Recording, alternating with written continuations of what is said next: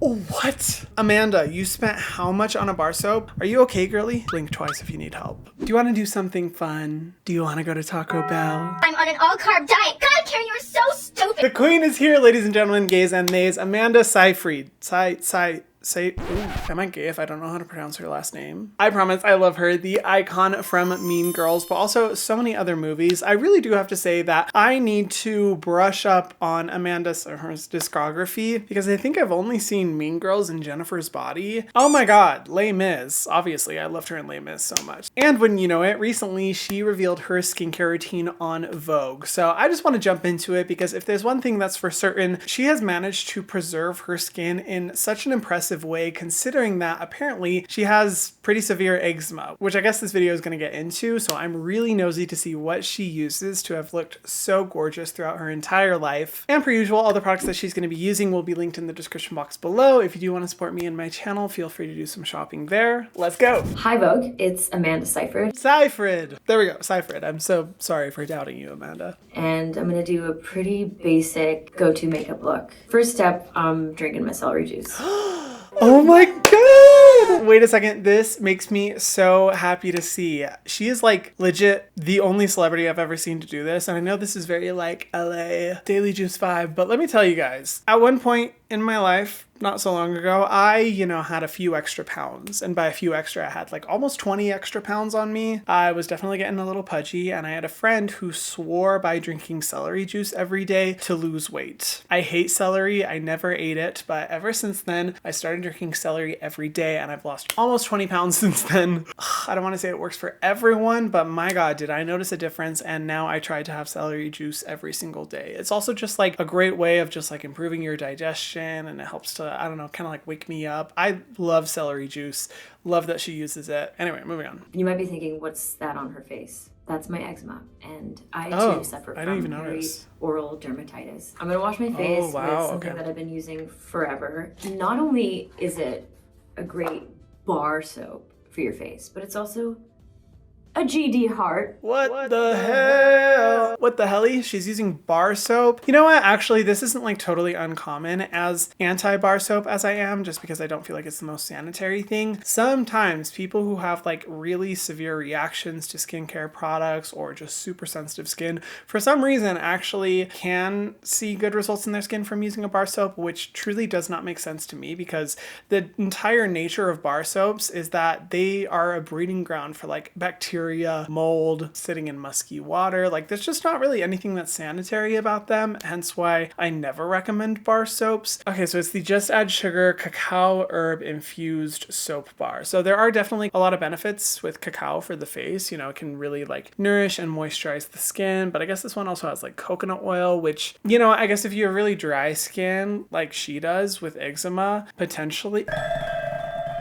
Oh my god. What? The actual fuck. Okay, this might be the most out-of-pocket, insanely price point product I think I've ever seen on this channel. This soap bar, that tiny little one that she was holding, $50. I'm sorry, I was just dissociated. Who am I? Where am I? What's going on? My apologies. I'm just trying to forget that I ever saw this because what the fuck? This better have the sweat of Jesus in it. I mean, looking at the ingredient list, it is extremely basic. In my personal opinion, I don't think a bar soap should ever be more than like $10. And it has 5-star ratings too. What is in this bar soap that justifies that price point? I really don't get it. Anyway, sorry, I should let her speak. When I was 19, I started developing the rash, and I learned about a lot of medicated products. I learned a lot about just products in general from my dermatologist at the time. And the rash is screaming. Oh yeah, her skin looks red. Because I'm gonna cover it so I can go out in public.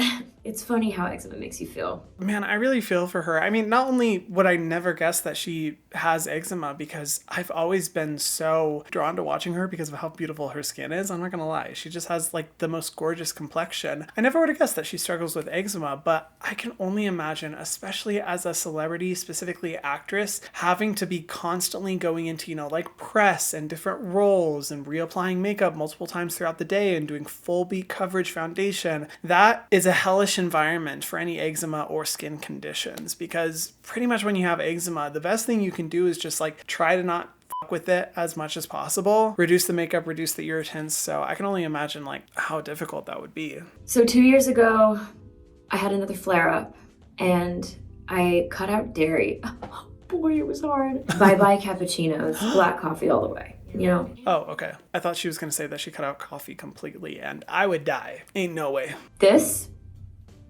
don't worry. I'm using this medicated cream. Okay, that's for good. This little cutie mustache. I'm glad she is using some type of medicated treatment because, like, obviously I can't see her face super up close, but judging by the redness, it's definitely clear that, like, there is some sort of inflammation and sensitivity going on. So, you know, I would say that's a much better option than a $50 bar soap. What is going on? I wish she, like, at least had some story to back up why she uses that, because I'm waiting, girl. I need an explanation. I'm gonna use toner. Tonique Comfort Confort. It's French. I'll never be able to say it right. I'm gonna put a little bit in my hands. You know what? I was gonna drag her for that because I've got to be honest, Lancome skincare is just kind of, it's the epitome of super overpriced skincare that just doesn't have a lot of great ingredients and is loaded with fragrance. So, you know, not the biggest fan. However, I think she's actually an ambassador for Lancome Beauty. If I'm not mistaken, I feel like I've seen her face all over Lancome ads. So she's probably like contractually required to not only use the products, but like also include them in any videos or, you know, press she's doing around cosmetics. So I'm pretty sure that's why she's using that, because otherwise I would just say that, like, yeah, even though that can feel like a luxury toner, if you have eczema or skin that is prone to flare-ups and inflammation, using a product with that much fragrance is just not a good idea, especially in the middle of a flare-up. But yeah, I think that's why. I've noticed it is a little better after kids. Oh, that's good. Better than I ever have. I mean, the celery juice must be doing something, right? Yes, it does. It works. I mean, I don't know about for acne, but why not? Verseen serum, cream serum, and all of this does go over the medicine because the medicine penetrates. Yeah, that's most first. important. I've just always really been into this boosted contouring eye balm. I learned about how important specifically eye cream is for under our eyes. I mean, yeah, she's not wrong. The way she said it was just funny. But I mean, in general, like, eye cream isn't necessary unless you have specific under eye issues that can't be targeted by a face product. I'll break it down. If you're just looking to moisturize your under eyes, like, you can totally just use your standard moisturizer. But if you're someone like me, for example, where I tend to get really bad dark circles on my under eye area, I don't use a powerful vitamin C or brightening face serum for my under eye areas because your under eyes are basically the most sensitive area on your face. So you definitely want to use a formula that's specifically catered to the under eye region versus not. But in general, eye creams are not this thing that you absolutely have to have in your routine. You can opt to have them if you have specific issues in that area, but if you don't, then honestly just using a standard moisturizer that you're using for your face on your under eye area totally works fine and will, you know, take care of the job. And then of course you cannot forget SPF, the Lancome Energy Peptide Cream. The SPF is really important. Okay, well, you know what? My girl's an ambassador. I can't blame her too much, but I was gonna ask if she was gonna be following up with a moisturizer before going in with sunscreen, but the type of product that she's using is like a moisturizer and sunscreen in one, which usually products that advertise themselves as like a moisturizer and sunscreen in one, I tend to just be more iffy about, because in reality, in order to get the proper SPF 50 coverage you need for your face, you need to be using about a quarter size amount of sunscreen. And if you've used any moisturizer in that amount of dosage, it could be super greasy and heavy on the skin, which is why I usually just recommend going in with a separate moisturizer and sunscreen. The other issue that I don't love about the product that she's using, besides the fact that it's $145, I mean, need I explain why that's awful? Sorry, I'm really shitting on Lancome. Can you tell I don't like them?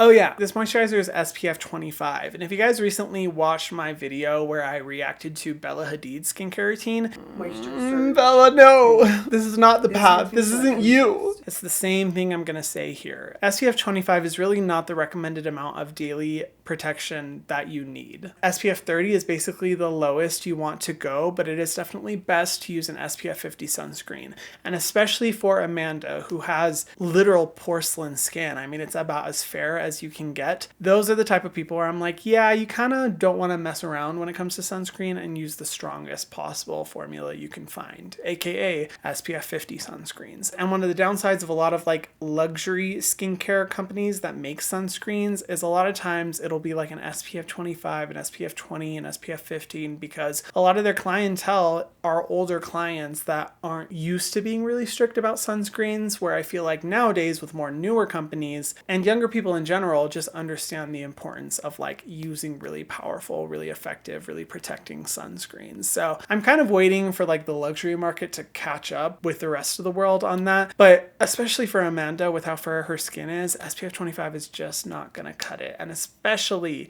in an open jar packaging using less than a quarter size of the amount of the formula on her skin, it's not enough protection. I definitely think she needs to use more. But at least she's using a sunscreen. I am happy to see that. The neck is important too. Don't forget the neck. Skincare done. Okay, wow. That was like super simple.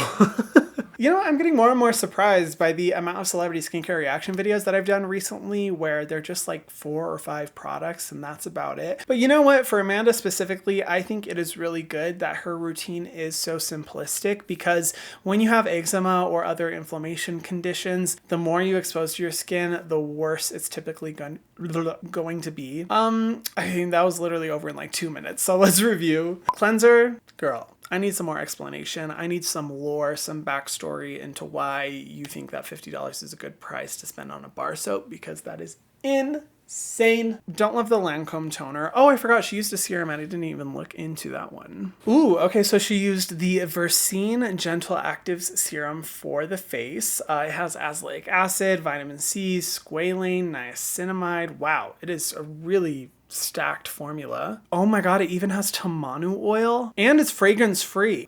Okay, I might buy this one. How did I miss this one before? Wow, this is definitely the best product in her entire routine. The only thing I don't love about it is that it is $80, which is by no means a low price. However, the ingredient list is so stacked with really powerful brightening, sensitivity reducing, damage fighting ingredients that I could be persuaded into buying this product, even with the price point. I know I said it, but ingredients don't lie, and this one is a good one. So I will say that's definitely the highlight in her routine. Definitely better than the Lancome products that she used, because let me tell you, the moisturizer and sunscreen were not great. And while eye balms can, yes, be nice for adding a little bit of extra moisture to the under eye area, I still don't think they're as good as eye creams and not a totally necessary part of the routine. Hopefully this routine has managed to work for her even amidst the skin flare-ups and inflammation issues, because in reality, a lot of the products that she uses, I would never ever recommend to someone with eczema. When it comes to eczema, you want to typically use very simple products with as few ingredients as possible, absolutely no fragrance whatsoever, and a really strong SPF to ensure that your skin is not even more aggravated by the sun. Given that she has apparently struggled with eczema for a really long time, even though I would have never guessed, her skin just always looks so stunning, I'm just going to venture to guess that over time she's managed to find these specific products work for her. But again, would I ever recommend these products to anyone else who is struggling with eczema, or even just other people in general? Not really. Overall, the majority of the products that she used, I personally would not use, recommend, buy, or promote. Well, what do you guys think? Have you tried any of these products, or are you someone who also struggles with eczema who, you know, has found a routine work for you? Let me know, because I would absolutely love to hear your guys' thoughts. And make sure, if you haven't already, to watch the last reaction video that I did where I was watching Bella Hadid and all the different skin tools and skin products that she uses, because her skincare routine was wild. And if you guys haven't already, be sure to subscribe to my channel and hit the notification bell so that you can see my videos every single week. And I will see you guys in the next one. Mwah.